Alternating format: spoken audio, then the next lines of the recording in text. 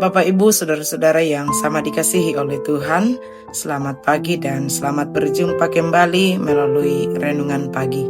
Sebelum itu mari kita berdoa. Bapa di sorga, kami mengucap syukur kepadamu buat hari baru Tuhan anugerahkan bagi kami bersama. Kami akan merenungkan firman-Mu mengawali pagi ini.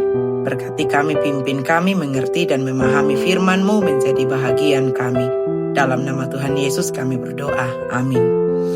Bapak, Ibu, Saudara, renungan firman Tuhan pagi hari ini dari Roma pasal 12 ayat 21. Janganlah kamu kalah terhadap kejahatan, tetapi kalahkanlah kejahatan dengan kebaikan. Tema renungan kita pagi hari ini ialah melawan kejahatan dengan kebaikan. Bapak, Ibu, Saudara, ayat ini merupakan penutup dari salah satu bagian penting dalam surat Roma di pasal 12. Di sini Rasul Paulus berbicara tentang kehidupan orang percaya yang sudah mengalami pembaruan budi. Setelah menjelaskan tentang kasih yang tulus, kerendahan hati, hidup dalam damai, bahkan mengasihi musuh, ia menutupnya dengan kalimat yang sangat kuat, bahwa jangan kalah terhadap kejahatan. Ayat ini menyatakan kepada kita bahwa ternyata kita bisa kalah bukan hanya ketika kita disakiti, tetapi ketika hati kita berubah menjadi pahit, ada dendam dan penuh amarah. Saat kita membalas kebencian dengan kebencian, sebenarnya kita sedang dikalahkan oleh kejahatan itu sendiri.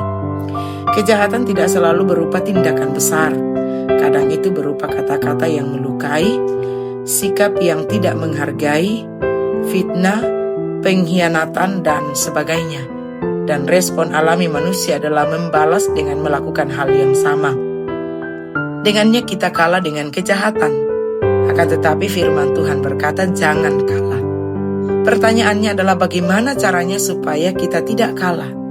Nah, ayat firman Tuhan ini memberi kita petunjuk bahwa untuk mengalahkan kejahatan itu dengan kebaikan.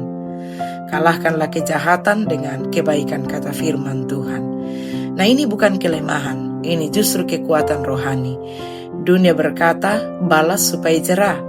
Tetapi Tuhan berkata, berbuat baiklah, karena kebaikan memutus rantai kejahatan. Bayangkan api kecil yang menyala. Jika kita membalas dengan api, menyulut dengan api, kobaran akan semakin besar. Tetapi jika kita datang dengan air, api itu padam. Nah, kebaikan adalah air yang memadamkan api kejahatan.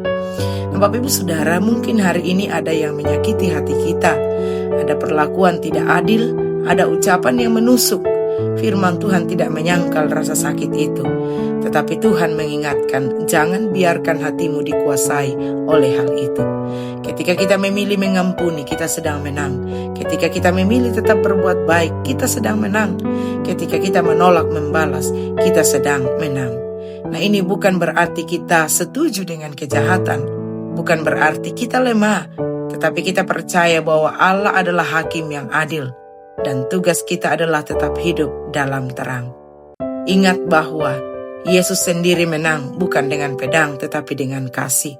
Salib tampak seperti kekalahan, tetapi justru di sanalah kemenangan terbesar terjadi. Hari ini, mungkin kemenangan kita bukan dalam bentuk keberhasilan besar. Mungkin kemenangan kita adalah menahan diri untuk tidak membalas.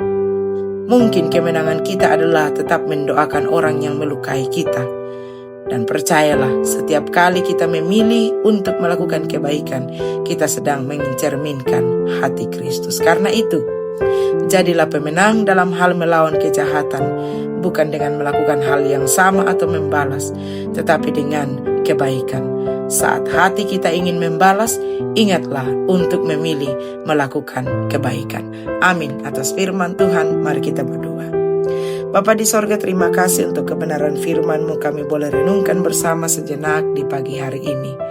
Tuhan memberkati firman-Mu bagi kami bersama, menuntun dan membawa kami hidup berkenan kepadamu dengan melakukan kebenaran-Mu setiap waktu.